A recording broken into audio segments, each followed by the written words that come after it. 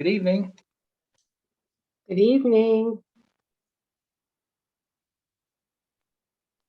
I think we got a couple of minutes. How is everybody today? How you doing, Steve? I'm hanging in there. How about you? You got electricity, water, all that good stuff? Yeah, we got it Thursday. We didn't have electricity on Tuesday and Wednesday, and then they had a burst pipe on the Wednesday night. Right. Luckily, they were able to find somebody to come and fix it on Thursday morning. Wow. Well, you got a nice 30-day beard. Is that going to go for another 10 months or a couple of years or what? My granddaughters are already telling me when am I going to take it off. So I don't know. It's a little itchy, you know. I don't know how people can take beards. I'll probably take it off and when I get home.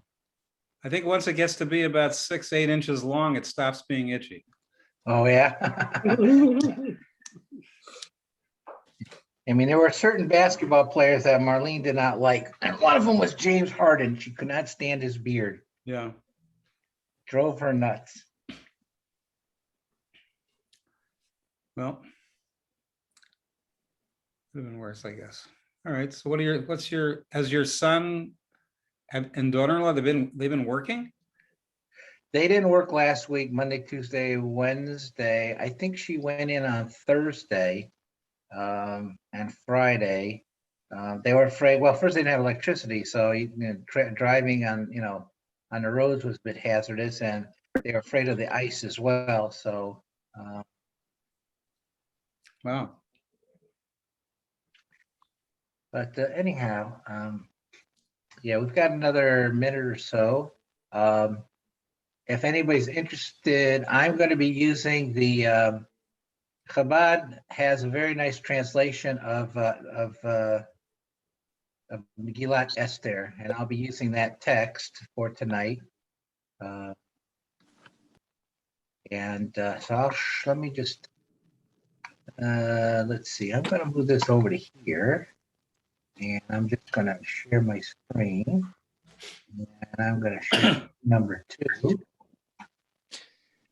Rabbi Mandel, let's first of all welcome, and it's good to see you. And let's give folks another minute. I think we might have a couple other people joining. We've already got. Sure. I'm just showing people if they want to get their own get their on their own PCs. There's like I said, Chabad has a very nice translation of Megillah, and that's what I'll be using tonight.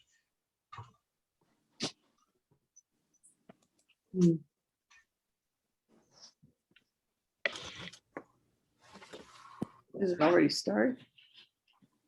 Nope, I haven't started yet. Nope. Oh, People are still joining. Hi, Jenny. how are you? I'm fine. How are you doing? Oh, thank God. Thank God. Don't ask me what the temperature is here because you'll get mad at me. All right. Okay. I'm already mad because you're there. No, I'm not. I'm I glad. think, Steve, what you went through, you deserve a good temperature. Right. It was like 75 today.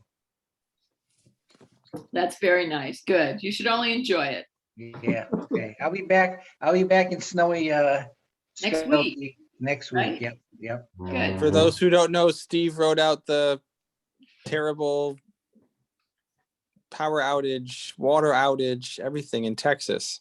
Oh my God. So we're glad that he's in Houston, and we're glad that you are nice and warm and toasty now after some very harrowing days.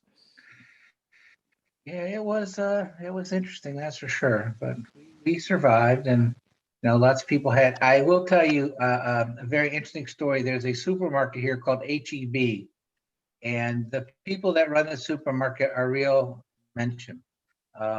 There's a situation where, again, if you have no electricity, so you can't run people's credit cards through the machine, right? It's not like they don't have a lot of the credit cards now are not embossed anymore either, right? So you can't pull out the old machine and kind of slide it through. Everything is electronic. So they just told the people to take their groceries and go home. They didn't charge them for them. Oh, wow. Yeah, that was. Wow. Wow.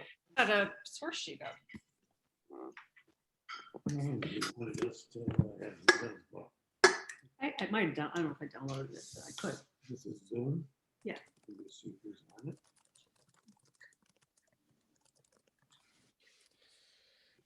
All right. So I think maybe it's a good time to start again. Thank you, Rabbi Steve Mandel, for teaching this shiur tonight. And this is, of course, actually every year you've been teaching shiurim on Megillah. So this is a longstanding tradition, but also this year especially resonant as we just concluded the Shloshim for your beloved wife, for Marlene, whom so many of us knew and miss. And this is a fitting tribute to her memory. And we are glad that you're able to do it. And though last week, because of all the craziness, you weren't, I'm glad that you're able to do it this year. And also as a good lead up for us to enter into Purim. So thank you for teaching, and our hearts are with you. And, it's been quite a difficult couple of weeks. So good to learn Torah together and bring a little light in the memory of Marlene into this world together. Thank you very much. So just as a preamble, so the holiday of Purim and its laws are mentioned in Megillat Esther, but there's no mention of Purim in the Torah itself, because obviously the holiday commemorates events that took place hundreds of years after giving of the Torah. Theoretically, there is some basis in the Torah for the holiday of Purim, because what we have, as we read last Shabbos, Parshat Zachar, we have a mitzvah to remember what Amalek did to us, and we believe that Haman was a descendant of Amalek, and so there is a tie-in there with the Torah, but again, it's kind of a bit tenuous. We'll get to that in a little more detail. Also, the question is, what is the status of Purim as far as what kind of a holiday is it? What kind of laws do they apply? So, as we'll see later on from Maimonides, the halachic status of Purim is somewhere, and this is kind of quasi. It's somewhere between Torah law and rabbinic law. And we'll get that into a little more detail at the end of the shiur. But again, Purim is a very interesting holiday, and we're going to dive into some of the aspects of Purim. Also, remember, Purim took place in between the existence of the two temples in Jerusalem, and it was during a time of exile. Also, we want to point out about Purim that at this particular time, people obviously were under the rule of a foreign ruler, and our existence was threatened. And Purim, maybe I can. Purim celebrates, I commemorates should have turned the mic up ahead of time. the fact that we were I can't. that we were saved. And again, as we go on, anytime anybody has any questions, please jump right in there. There is one other rabbinic holiday that we celebrate these days. Can anybody tell me what that holiday is? Hanukkah. Hanukkah, right? Hanukkah. We're not going to spend a lot of time on that tonight. It's really for another discussion. to try to compare the two holidays. And there's lots of questions that we could ask about the difference between Hanukkah and Purim.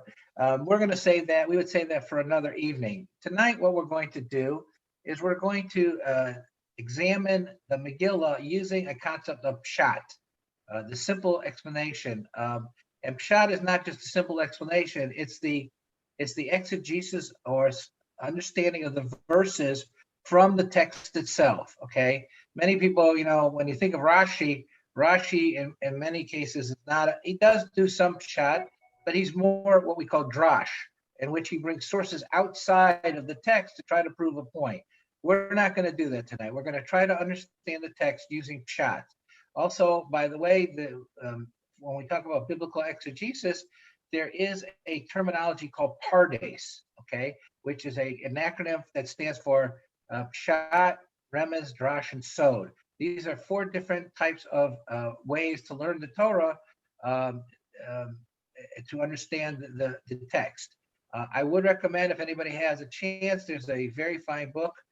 It was recommended to me many years ago by my Rabbi Riskin. It's called As a Driven Leaf by Milton Steinberg, in which one of the 4, the Talmud tells us that there were 4 rabbis who entered the Pardes. And one of the rabbis died, one went insane, one became an apostate, and one came back as whole. So this idea of studying the Torah in depth was kind of a dangerous undertaking. So the one who came back as apostate is a man by the name of Elisha ben Abuya. And again, just as a side point, I recommend, if you ever have a chance, to find the book. It's an excellent book, very well written and very interesting. But anyhow, before we get into the actual class, what I want to do first is I want to give you a warm-up question. I'm going to ask everybody a question here. And the question is, why do we need the Vashti story in the Megillah? What purpose does the Vashti story accomplish here? I mean, why couldn't the Megillah just say, oh, Achashverosh got mad at Vashti and he removed her as queen and he wanted to get another queen? Why is it that we spend so many verses on the Vashti story? Does anybody have any ideas?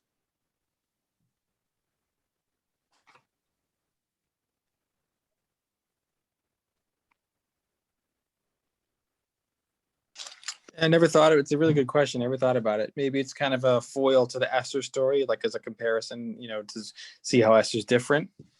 I would say yes and no. What I would say is that there's a very key phrase in the Vashti story, and that's what we're going to take a look now. And again, we want to try to pay attention to the verses. So let's go to chapter 1. Stephen, does it give us a background about Achashverosh that we might need to know for later? Yes, that's an excellent point. Well, not necessarily about Achashverosh, but in a sense, yes, that was a very good point. Let's look at the verses first, and then we can expound on that, okay? So again, verses 10, 11, 12 talk about Vashti, and the king asked her to come, and she refused to come. And then he asked his wise men, what should I do? Okay, and so then one of his wise men by the name of Muchan says, Lo ala melech levado of Vashti hamalka. This is verse 16. Ki al hasarim val kol ha'amim. Now she has transgressed against the royalty and the entire nation, everywhere that the king resides. Okay, so when Memuchan came up with this idea, okay, so what does he recommend? Let's take a look. Here's the key verse in verse 19. Im ala melech tov, if it pleases the king, yetze dvar malchut milfanav, let the royal decree come out before him. The yikase b'dase poros madai, and it should be written in the annals of Persia and Media. The lo yavar asher lo tavo Vashti lefnei hamelech. Okay, and what does it mean for lo yavar? And let it not be revoked. Asher lo tavo Vashti lefnei hamelech, that because Vashti would not come before the king Achashverosh, malchuta yitain hamelech l'rusa, so her queenship should be given to someone hatova mimeni, better than her. Okay, So what is the key phrase in this verse? Anybody? What would be the key? Is a key phrase in this verse that's going to be important later on?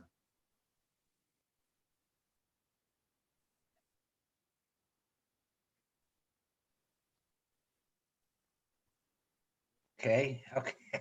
All right. Velo ya'avor, and let it not be revoked. So what this tells us is that the kings of Persia were not absolute monarchs. Even the kings of Persia had to follow certain rules. If a decree was made, that even the king could not overrule this decree.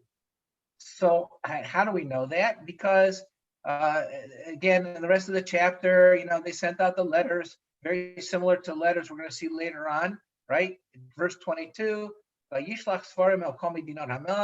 he sent out letters to all the king's provinces, to every province, to every nationality to give this decree. All right. Now, what happens after the king's anger dies down? Well, let's take a look at the next chapter. So right at the beginning of the next chapter, it says as follows: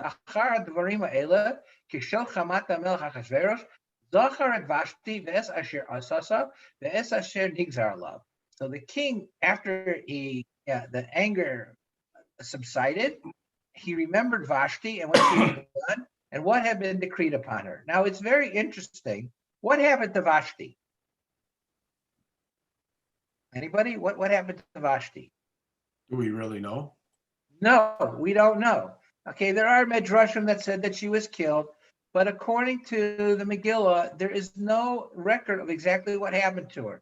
I surmise that she probably was put into exile. There are some proofs that seem to be that she was of the royal family. So I don't think it would have been possible for Achashverosh to actually kill her, but he could put her into exile. And I think that's might have been what he did. So therefore, this verse is very important. What's going on here? So now that the king he's not angry anymore, what does he mean he remembered Vashti? What does that mean he remembered her? Anybody? What does it mean he remembered Vashti? He missed her. Very good. Yes, he missed her. He wanted Vashti back. And whether he loved her or he missed her as his whatever it was, he missed her. Okay. But what's the problem? What's the problem? What if you were the king and you did something and then you changed your mind? Ordinarily, what would you do? You're the king. What would you do? Back, whatever you want. Right, bring her back. Okay, let's bring her back. Okay, I'm sorry, you learned your lesson, Vashti. Okay, but why can't he do that? Why can't he do that? Because he wrote an irrevocable decree. Right. He wrote an irrevocable decree, or I think it was a general principle that anytime the king made a decree, it was irrevocable. So even the king could not recall Vashti. And so his servants had to come up with something to take his mind off losing Vashti, right? And so they come up with this whole scheme to find a replacement for Vashti. So we got to remember that idea that even the king is not able to revoke a royal decree. Why is that important? Well, let's jump to chapter 6.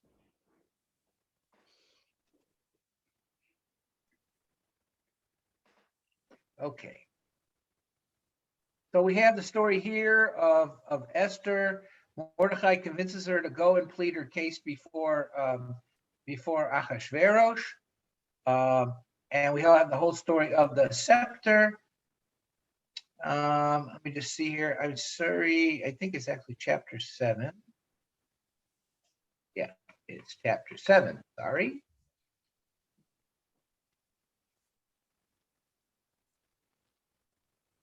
Wait, we're here in chapter 6. Yeah, chapter 7. Now we're in chapter 7. Now we have a very interesting story here. So what happens? So Esther finally reveals where she comes from. that she's Jewish and that somebody is trying to destroy the Jewish people. And the king asks who is doing this, and she says it's Haman. And again, what happens when the king hears this? Anybody? Verse 7, what happens when the king hears this? The king arose in his fury, so he got pretty angry. Okay,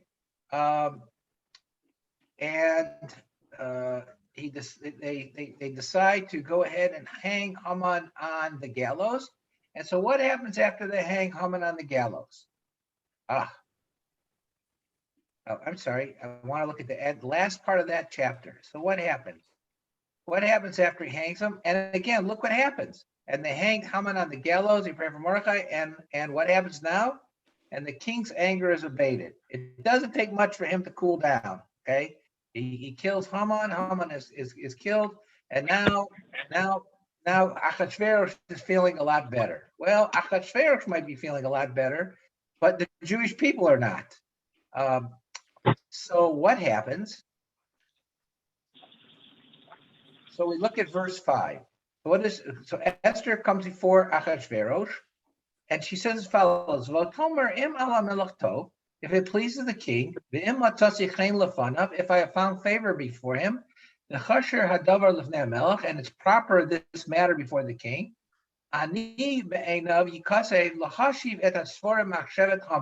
So what is Esther asking the king to do? Anybody? What is Esther asking the king to do? To undo what Haman had planned. Right. Let's take a look at the English. Let it be written to rescind the letters, the device of Haman, the son of Hammedatha, the Agagite, who wrote it to destroy the Jews. So Esther is going to Ahasuerus and saying, Haman sent out these decrees to kill all the Jews. Now, you as king, I'm begging you, please rescind the letters. Okay, verse 6. For how can I see the evil that will befall my people, and how can I see the destruction of my kindred? Now look at the response of Achashverosh. Let's take a look. Verses 7 and 8. Yomer HaMelech Achashverosh Lester. King Achashverosh says to Esther, and again emphasizing King Achashverosh says to Esther, Hamalka, Ula Mordechai HaYehudi, and to Mordechai who is there as well. Hine beis Haman nasati Lester. I gave you Haman's house, Ba'oto tolu ala eitz, and we hung him on the tree. Al asher shalach yadav HaYehudi, because he raised a hand against the Jews. Now here's the key verse. And now you see why we had to have the Vashti story earlier. And now you write new decrees, whatever you come up with, b'shem HaMelech, in the name of the king, and you can sign it with my ring, because here's why I can't rescind the original decrees, because a decree written in the name of the king, and is signed with the ring of the king, cannot be rescinded. Cannot be rescinded. So we have a very interesting here, many times, we're kind of hungry when reading the Megillah. We're fasting all day and we kind of zoom by and we're hoping, let's see how fast he can read it. But there are some very fascinating things in the Megillah. And here is, I believe, one of the reasons why the whole Vashti story had to be told, because it showed that this was not, it wasn't anti-Semitic what he was doing. He was bound by the same rules as a king. He was not an absolute monarch. He was bound by the same certain rules regarding decrees. And we see this twice, once with Vashti and now here with the Jews. So I'm going to ask everybody a question. So when did this entire story of Haman being revealed as the killer of the Jews, in what month did that take place? Nisan? Yes, very good. In Nisan. Okay. So now the king tells Mordechai, you come up with a solution. Okay. I wash my hands of it. Here's my ring. You go ahead and you just go ahead and you come up with a solution. Okay. Now let's take a look at verse 9. Vayikru sofrei hamelech b'eit hahi b'chodesh hashlishi hu chodesh Sivan b'shlosh v'esrim bo.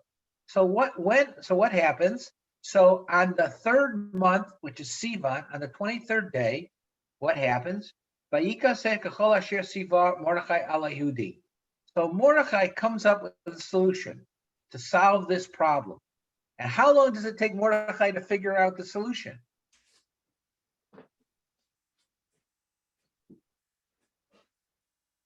Yeah, 2 months and 23 days.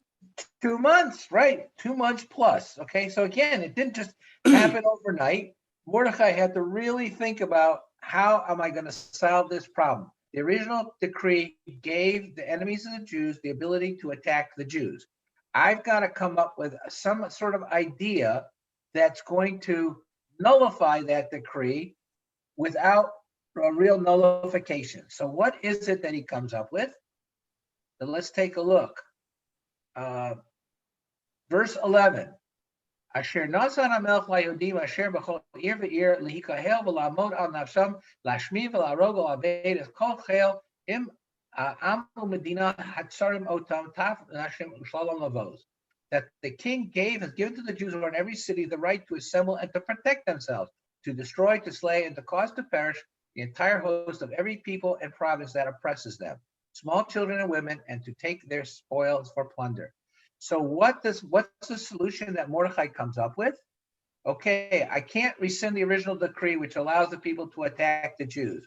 So he comes up with a brilliant decree, which says the Jews are allowed to defend themselves. It's brilliant, okay? He came up with the right solution in order for the Jews to protect themselves, okay? Does everybody kind of get a feel for now how we're using the verses themselves to explain certain issues in the Megillah?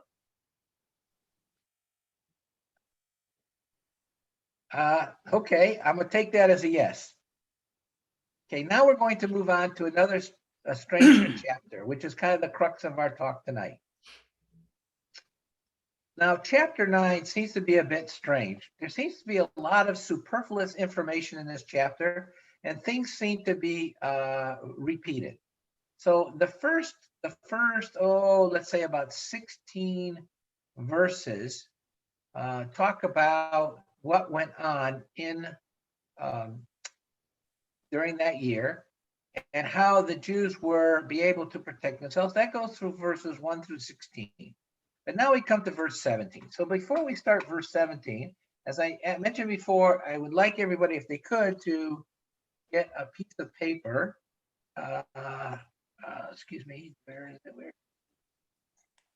Nope, that's not it. I'm going to drag this over here.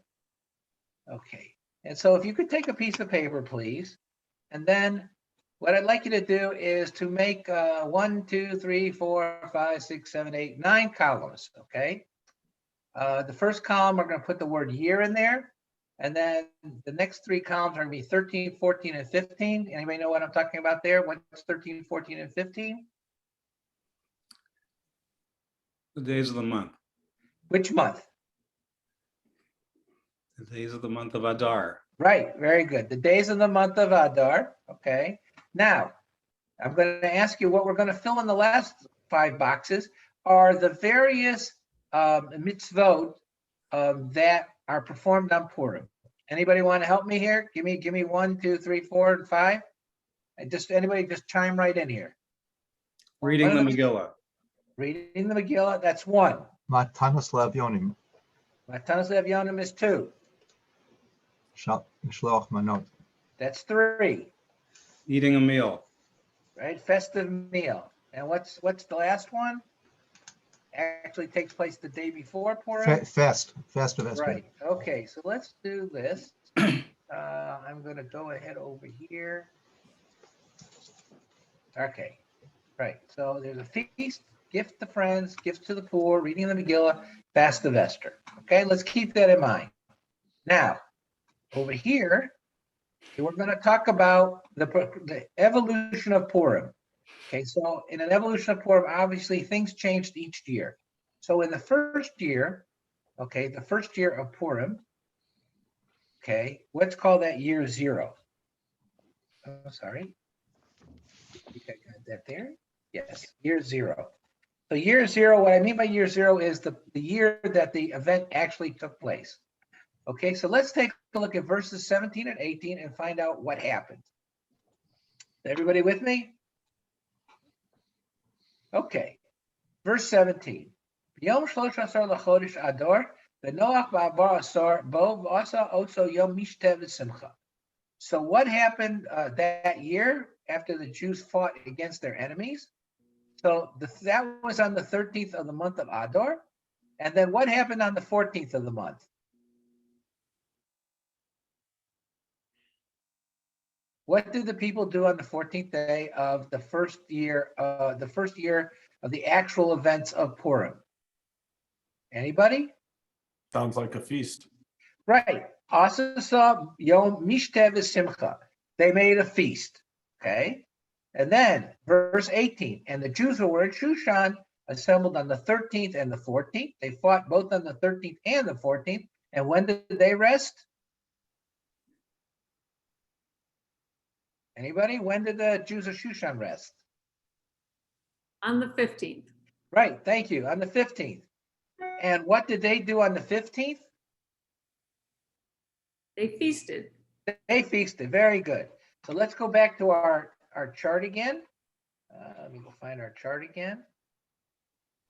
Where is it? Okay, so let's go ahead here. Okay, so here are all our categories. Let's kind of reveal it. All right. So on the 13th day, all of the Jews defended themselves. On the 14th day, all the Jews except Shushan rested and feasted, and the Jews of Shushan continued to fight. What happened on the 15th day? The Jews of Shushan rested and feasted. So, what only mitzvah, in a sense, did they perform that very first year? Eating. Eating, having a feast. Mishteh, a feast, okay? And where did the Fast of Esther come from? Well, okay, we believe that's based upon the fact that Esther, way back in Nisan, fasted 3 days before she approaches the king, and everybody fasted for 3 days. So that even though that happened in Nisan, the Fast of Esther commemorates that. Now, I'm not saying that they fasted. I'm just saying that to recognize the fact that the Fast of Esther is based upon the fast that Esther did in Nisan. Okay, that's year 0. Now let's take a look at year 1. We go to the verse 19.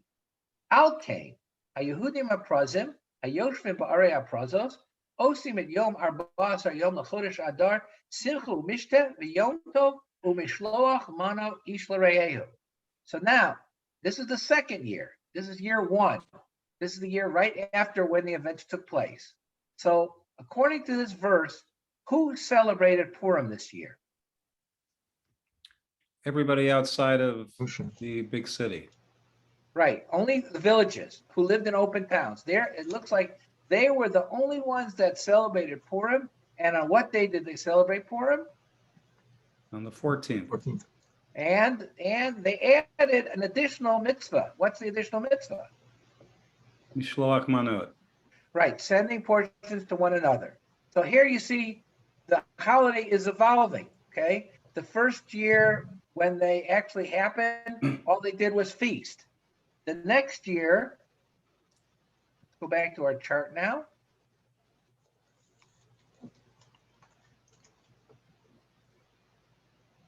Okay. It seems the verse is saying that only the Jewish villagers celebrated Purim on the 14th day. Nobody celebrated on the 15th day. And they added an additional mitzvah. Everybody with me?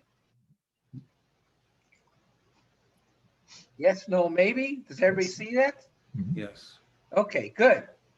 Let's go to verse 20. So what was Mordechai forced to do when he saw the reaction of the Jews in year 1? Vayichtov Mordechai et הדברים האלה, וישלח ספרים אל כל היהודים אשר בכל מדינות המלך עברת, הקרובים ורחוקים. So Mordechai was not very happy with the response of the Jewish people to the events of Purim. And again, he saw that only the villagers celebrated it on the 14th. So what did he do? So he made a decree. L'kayem aleim liot osim et yom 14 lechodesh Adar, that yom 15 bo b'chol shana v'shama.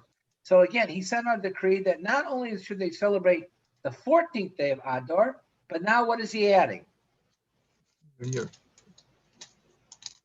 Anybody? What's Mordecai adding? What day is he adding? The 15th. 15th. He's adding the 15th day, right? Originally, it doesn't seem like, and again, why would we need to celebrate the 15th? But Mordecai says we're going to celebrate the 14th and 15th.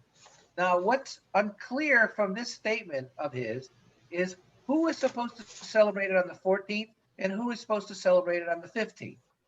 Now, if I'm reading this by myself, okay, and again, we're not looking at what we know occurs later on, the rabbinical laws. Looking at just the verses, this would seem to indicate who celebrated Purim on the 14th and 15th. People of Shushan. Nope. Everybody. Everybody. It seems, the verse seems to be indicating that everybody was supposed to celebrate Purim on the 14th and the 15th. Okay. And let's take a look also, see what else he prescribed in verse 22. So again, it could be this verse because it says in the days when the Jews rested from their enemies. So I take that back. The 14th would be for the everybody, and the 15th would be for Shushan, right? Because he's saying when the Jews rested from their enemies. So who rested for the enemies on the 14th? Outside the city. Everybody except Shushan, right? The only people that fought on the 15th were the people on Shushan. So it would seem to be indicating that as the days when the Jews rested from their enemies. So everybody else rested from their enemies on the 14th. The people of Shushan rested on the 15th. And look what he adds. So this was changed from grief to joy. From mourning to a holiday. Now look what he adds. La'asot otam yemei mishte. That's mitzvah number 1. The simcha and joy. Umishloach man ish l'reyehu. And now look what he adds. Umatana le'evyonim. And gifts to the poor. So this happens again. So let's go back now.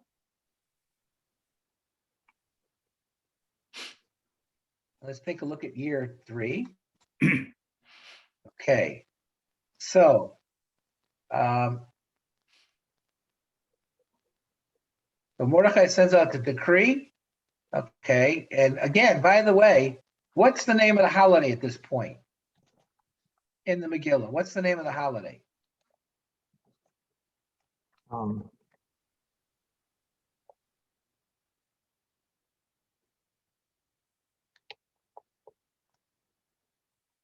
There is no name to the holiday yet. There is no name to the holiday. The holiday doesn't get a name until verse 27. We'll see that in a minute, okay? So again, the 14th is a holiday now. The 15th is a holiday. And now notice we have another mitzvah added, okay? In verse 19, we only had 2 mitzvot. In verse 20, now we have 3 mitzvot, okay? But that's not the end of it. So it says, the Jews took upon themselves what they had commenced to do and what Mordecai had written for them. Okay, and why? Because Haman oppressed them and was trying to destroy them, and he cast the poor, that is the lot, to terrify and destroy them. Okay.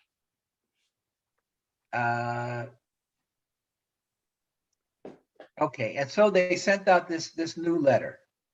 Now, I'm sorry, it's verse 26 actually. Therefore, they called these days Purim after the name Pur. Okay, so it's not clear who called them. Did the people just decide to call it Purim because of the lottery? Was it Mordecai and Esther? It's really kind of not clear how it got the name Purim. Again, that's kind of interesting. Okay. Now, so it would seem that everybody now is going to celebrate Purim, right? Yes, no, maybe? That was the intention. That was the intention, but it looks like that's not actually what happened. Take a look at verse 19. in verse 19, this is an amazing thing. So Mordecai has sent out a decree, has told everybody, hey, 14th and 15th, everybody needs to celebrate Purim.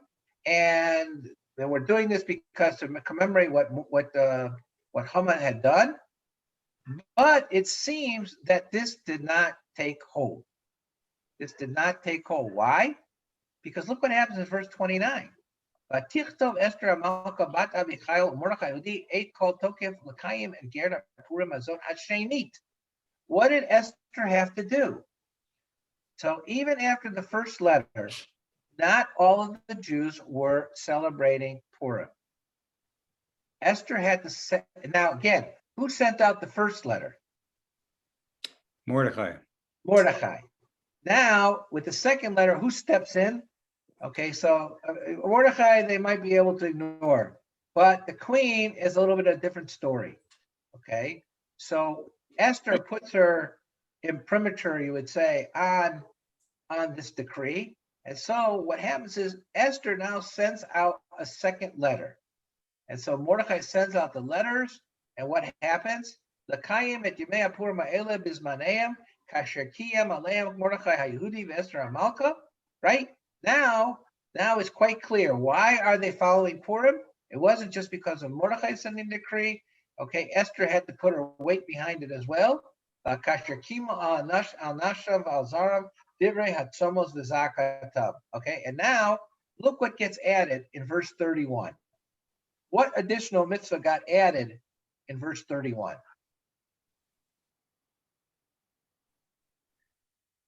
Fast. Fasting, right? There's no mention of fasting before that. I mean, again, a fast took place that year, but there's no mention of Tanis Esther. It seems that only till we get to the second letter of Esther do we have this other mitzvah of fasting on the day before Purim. Okay, so let's take a look at our chart here. And let me see if I've got anything hidden here. I may or may not. I don't. Okay, yes. Esther sends out a second letter in the third year. This is 4 years now going. And again, it could have taken even longer than that, by the way. I'm just assuming that it's 1 year after another. But there's no, again, with the way that the mail was in those days, this could have taken several years for this to evolve. Now, after we finish this entire chapter, what seems to be missing? What's missing? Okay, so Reading the Megillah. Right. Where is the command to read the Megillah?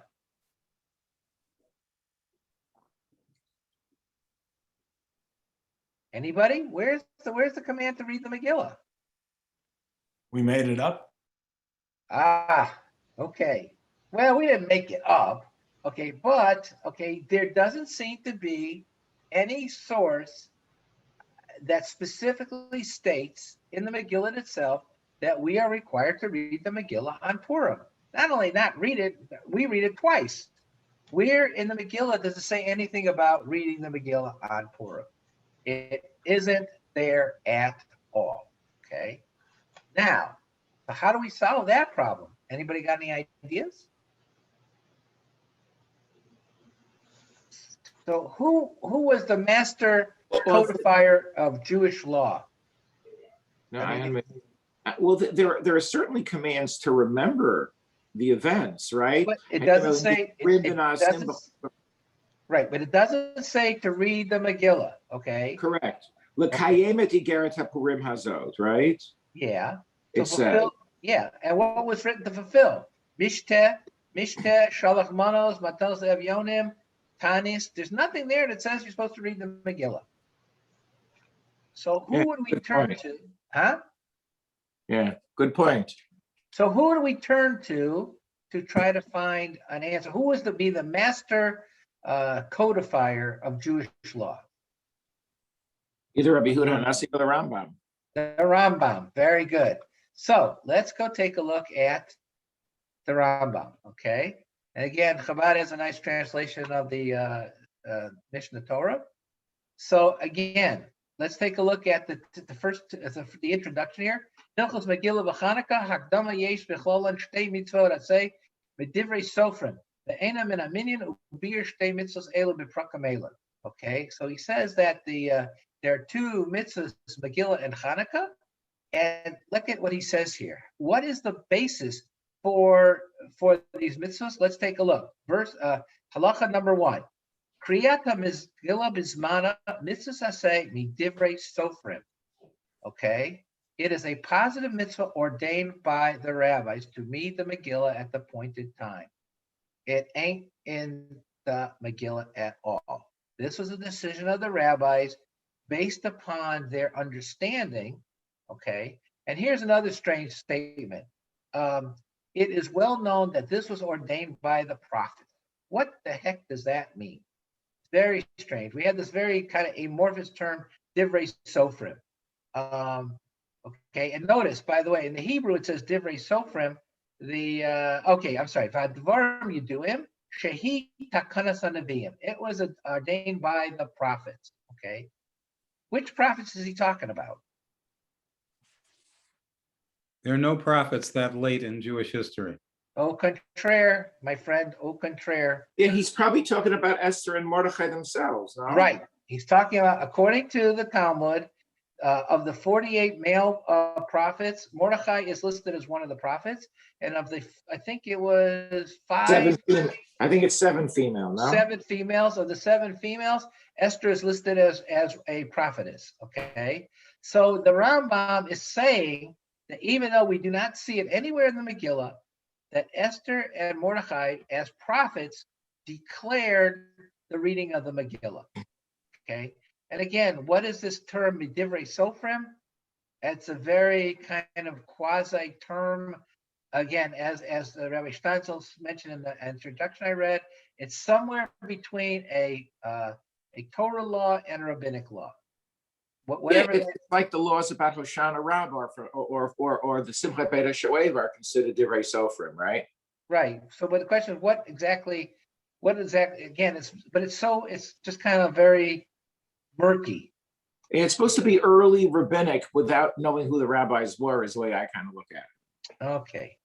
All right. But why does that take a higher precedence than the later rabbis? Okay.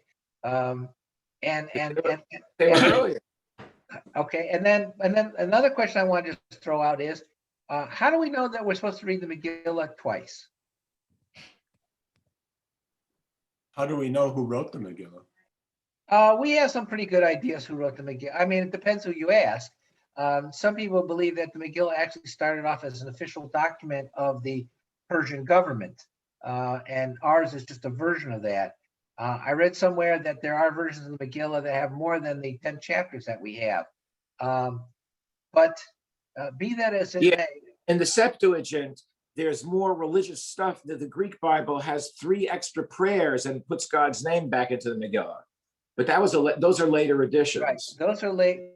Very good. Yes, those are later additions. So again, we see the evolution not only of the holiday but of the Megillah itself. So my question now is, how do the rabbis know that we read the Megillah twice? How do we know that, how many Shalach Manos we're supposed to give?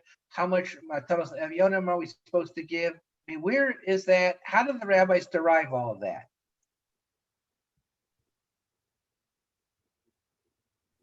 Well, there are 2 letters. Mordechai sent 2 letters. Right.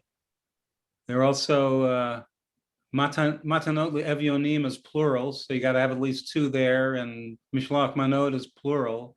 You have to have 2 there.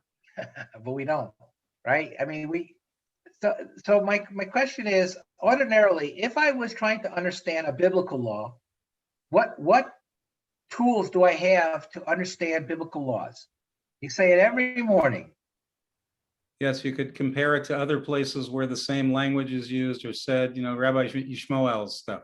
Yeah, what is that called? Anybody want to tell me? What is that called? The Yud Gimel Midot. It's a Yud Gimel Midos Shahat Torah Nidreshes Bahem. The 13 principles by which the Torah can be expounded. The Torah. Is the Megillah part of the Torah? Not exactly. Not exactly. Okay. So Now the question raises itself. If anybody has studied the tractate of Megillah, you will notice that many of the laws of Purim are derived using the Yud Gimel Midos, whether it's a Gezer Shava, which compares to verses, or a Kal V'chomer, or whatever it is, it uses the Yud Gimel Midos. Now, how is that possible? How is it possible that they are using principles that supposedly are only supposed to be applied to the Torah to the Megillah? Okay. So my answer, and you might not like this answer, is it's the golden rule. Everybody knows what the golden rule is. He who has the gold makes the rules. In this case, who had the gold? Chazal did. And so therefore they made the rules. What do I mean by that? So it's very interesting. Unfortunately, I don't have all my my tools here with me, so you're going to have to bear with me. But there is a in the Talmud Yerushalmi, there's an interesting discussion. Okay, it says as follows, and this is in chapter 1 of the Tractate Megillah, the Jerusalem Talmud. It says as follows: having derived all the preceding laws from the text of the Megillah, the Gemara comments, Zot Omeret, this indicates Shemegillah Esther nitna lehidarish, that the Megillah of Esther was given to be expounded, i.e., laws can be inferred from its text. Now, this is pretty wild. So basically, what the rabbis are saying is that even though the Megillah is rabbinic in origin, or at best, according to Rambam, it's Divrei Sofrim ordained by the Nevi'im, they give themselves the permission to treat the Megillah as if it was one of the books of the Bible. And therefore, since it's one of the books of the Bible, guess what? Now you can go ahead and you can apply the Yud Gimel Midos to the Megillah as well. So everybody follow me on that? It makes a little sense because the Megillah is the only example we have of a post-Torah holiday, basically. That's in the Tanakh. In other words, it's not like Hanukkah. Hanukkah is not in the Tanakh at all. Esther, the Purim is an example of a holiday that's post-Torah, but within the Tanakh period still. So it makes sense that you can, derive laws from Megillat Esther a little bit because it's a little bit like Torah laws. That's the way I always kind of looked at it. Right. It is stretching it because by their own principles, again,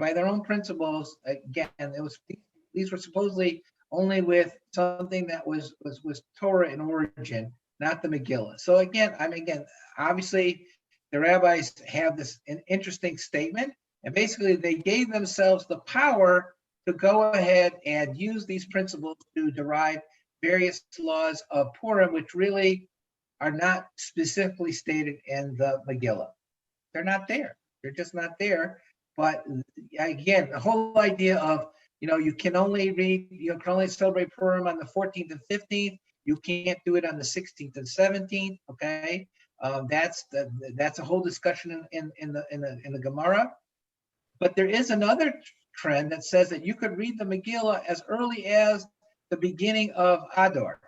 Okay, so it's not written in stone. Some of these halachas. But the rabbis, when they were deriving the laws of Purim, they went ahead and used the Torah to make these assumptions. Now, I'm going to ask you one last question, and if anybody has any questions afterwards, please go ahead and do it. Who celebrate now? As we saw in our chart here before, right?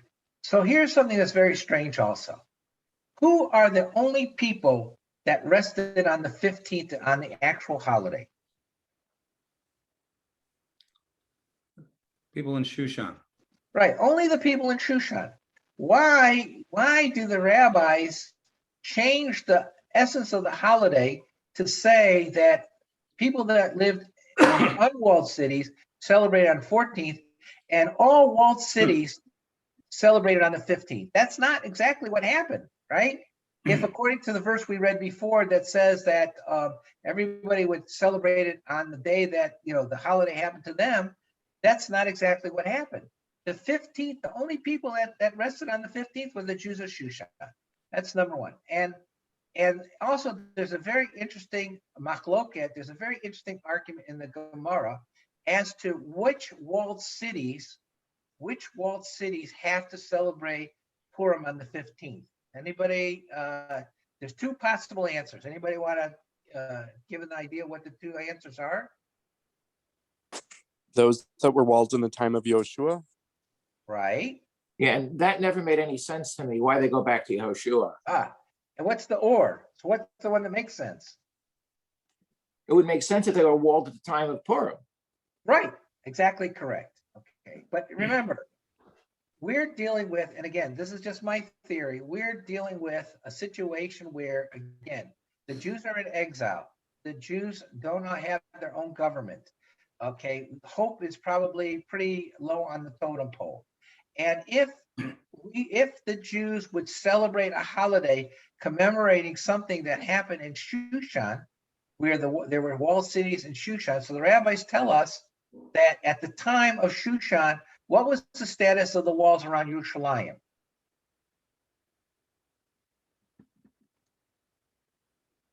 They were breached, no? Right, they were destroyed. There were no walls. So if we celebrate a holiday, again, that takes place outside of Israel, and we celebrate the fact that Shushan had walls, implies then that Yerushalayim did not have walls. Again, so that's kind of a blow to, I mean, the whole concept we have, especially when it comes to Pesach, is right. The Shana Haba Yerushalayim, all of our hopes and dreams are centered around Yerushalayim, and yet here we're celebrating a holiday which, in essence, it denigrates Yerushalayim because it doesn't have a wall. So again, I believe that for political reasons, the rabbis decided that it had to be a wall from the time of Yoshua, not from the time of Shushan, because of the ramifications of that, what that would have on the psyche of the Jewish people. Okay, remember, the Jews were still in exile; they were still subject to the laws of Achashverosh, and so therefore, I really believe that when they did this, it was because to bolster the hopes and dreams of the Jewish people that eventually we would return to Israel and to Yerushalayim. That makes a lot of sense. So with that, I've got. If anybody has any questions, I'm more than willing to take some questions. And then one other thing I wanted to throw out for you. Again, we're not going to do this tonight, but a couple of things I want to just throw out for you, some more food for thought.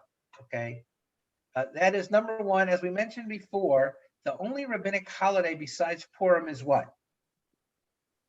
Hanukkah. Hanukkah. Where is Tractate Hanukkah? There ain't none. There is no Tractate Hanukkah.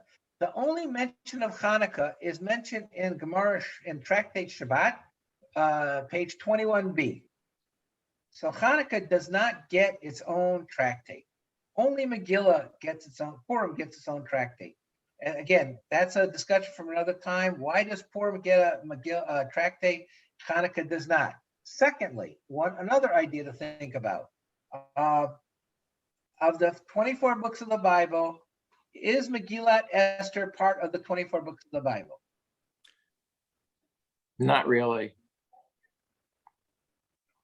Not really. I mean, officially, when they finally made the final decision, it was added. There was some discussion about whether to add it, but finally they did. But we know for a fact that what we have in Hebrew is called Sefer HaChitzonim, the Apocrypha. In the Apocrypha, there is a series of books called the Book of the Maccabees. I don't know if anybody's ever read the books of the Maccabees, but there's some really wild stuff in there. And I could see why the rabbis did not add the Book of the Maccabees to the canon. It's just very wild. Well, they could have gone with the first book, and maybe, I mean, the first book was supposed to be Hebrew. The second book was there was some good stuff there, but the third and fourth books of the Maccabees are just, stuff that was way later. Right. Yeah. Right. Maccabees was probably too late to get into the Tanakh. Well, it was. I mean, there was a big argument about putting Esther in the Tanakh. Right. Now, I agree with you. I think there's one other reason why, why Hanukkah has a different nature than Purim. Again, we kind of forget, we celebrate the holiday and we always think everything is hunky-dory, whether it's Hanukkah or Purim. But the fact of the matter is, and we regale the tales of the Maccabees, okay? And anyone who studied Jewish history will know that while it might have started off well for the Maccabees, it did not end well for the Maccabees, okay? And remember, the Maccabees they were Kohanim. And theoretically, once the initial victories over the Greeks was attained, what should they have done? Should have appointed a non-Kohanim king. Right, or somebody from Shevet Yehuda, right? But they didn't do that. They, again, if you read history, what happened to the Maccabees after Hanukkah is pretty sad. In fact, I got this poster when I was in Israel that showed the family tree of the Maccabees. So ordinarily, when you see a family tree, there's leaves on every single one of the trees, and it tells you how they spread out. So this particular poster, every single branch was a dead branch, because the fate of the Maccabees was that the entire family was wiped out. So again, and again, if we take a look at the prayers when it comes to Hanukkah, really, there's very little mention of the victory, only of the miracle that happened in the temple. So again, these are things that, again, I don't want to get into right now, but there's really very interesting things that we could explore as far as Purim and Hanukkah and other things as far as Purim is concerned as well. But I just kind of wanted to give you a taste of, if we spend a little time, digging into the text, we can find some very interesting things. I will tell you one last thing is that if you think this idea of mine of this various years is far-fetched, the Talmud itself has a discussion where it wasn't the Sanhedrin. According to the Talmud, the Sanhedrin originally was not gung-ho on the holiday of Purim as well, and had to be finally convinced that we could celebrate Purim. I'm not going to go any further than that. I encourage you to look in the Gemara and take a look at the story, and you'll find it's a very fascinating story. So again, I thank everybody for their time. Does anybody have any questions? Yeah, did you get a package in the mail? Yeah, I got a package in the mail. Thank you, Kenny. I haven't opened it yet. Well, you can share it with everyone, by the way. There's a lot of hamantash in it. Okay, yeah, it wasn't ticking, so I figured it was hamantash. Steve, Yes. thank you very much for your presentation and also the memory of your beloved parent. But I want to ask you just a simple question. With the Torah having been given at Sinai, we aren't necessarily obliged when we are listening to the Torah being read to pay attention to every word. But as a Cheder student, I was always bombarded with the insistence that I listen to every word in the Megillah, which is not given at Sinai. Why is the difference in the stringency about the necessity to listen to every word carefully? Again, it goes back to the golden rule. Okay, the rabbis, the rabbis decided, that they wanted people to pay attention, even though, again, like I said, at night everybody's hungry. I'm not sure how much they're really paying attention. In the daytime, when all the kids making all the noise with the firecrackers and the groggers. But I think it's extremely important for us to really study the Megillah and how important it is. That I'll give you one more thing. I'm going to ask you a question. There's a very bizarre mitzvah that we know. It's called Ad Lo Yada. Does anybody know what that means? Ad Lo Yada. You drink until you can't discern. Right. Yes. Ad Lo Yada bein Baruch Mordechai le'oror Haman. You have to drink until you can't tell the difference between blessed Mordechai and cursed Haman. Now, don't you find that quite bizarre? I mean, the only other time in the Torah where we have a discussion about drinking is where? Actually, two places. Which two places do we have discussion about drinking? Noach and our own sons. Right. Well, very good. vaguely, it's hinted at our own. Well, they're both hinted. I mean, Noach is more explicit, but right. So it's Noach and our own sons, and neither one and of Lot. And Lot. Okay. So all three of those examples did not end well for the people who got drunk, okay? In fact, right after the story of Aaron, right, there's a mitzvah that says that the Kohanim cannot enter into the Mishkan, inebriated. So the question is, if that's the case, and the Torah really makes a very strong argument against intoxication, then why on Purim, what does this mitzvah mean? What the heck is it all about?